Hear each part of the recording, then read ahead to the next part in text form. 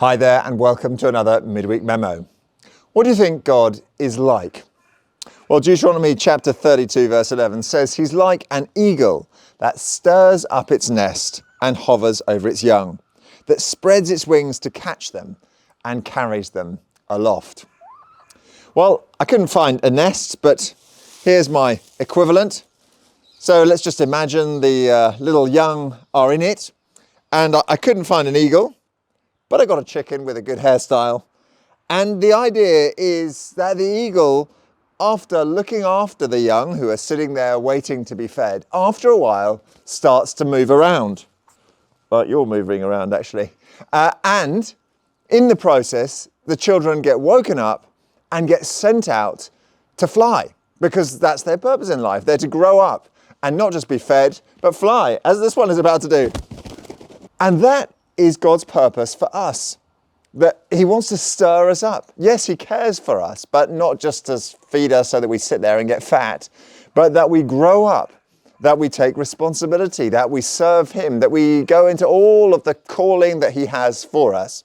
But the second half of the verse says that the eagle goes down and catches its young so that they don't hit the rocks around them, that it carries them. Now, there are different ideas about exactly what's going on here, and there's some controversy about the exact kind of biological roots of this particular metaphor. But the picture is relatively clear.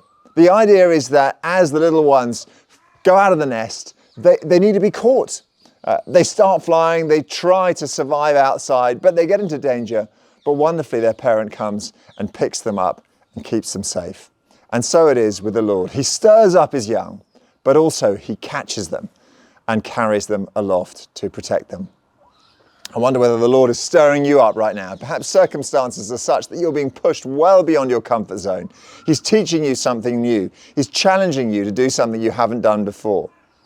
Well, don't forget that even as at times that feels quite frightening, even terrifying, he is also the one who carries you aloft, who protects you and guards you from harm. 3 notices to share with you. The first one is about our Christmas service flyers. We've got loads and loads of them, and thank you to all of you who've already taken a bunch, distributed them down your road. We would love for all of those to go out to inform the people in our local community of our services happening at Christmas. And it's a great place, by the way, to go to find out what is going to be happening at that time. The second thing to talk about is our remembrance service. That's coming up on the morning of the 9th of November. And as we've done in previous years, we're going to use that as an opportunity to look back in Thanksgiving, in particular for those loved ones that we may have lost in recent times. If you'd like particular people to be remembered by name on that occasion, please do submit those names to the office. Those names need to be in by November the 5th. And the final thing to say is that on the 2nd of November, as we have shared with you before, our evening service is moving to the earlier time of 6 p.m. And it will be at 6 p.m. from then onwards as we trial a new time for that evening service. The first one is also going to be in the centre because we are doing a prayer and worship night themed around the Nicene Creed. It's 1700 years since that was formulated, 325 AD, and it's going to be a great moment to remember the significance of those words that unite our faith together.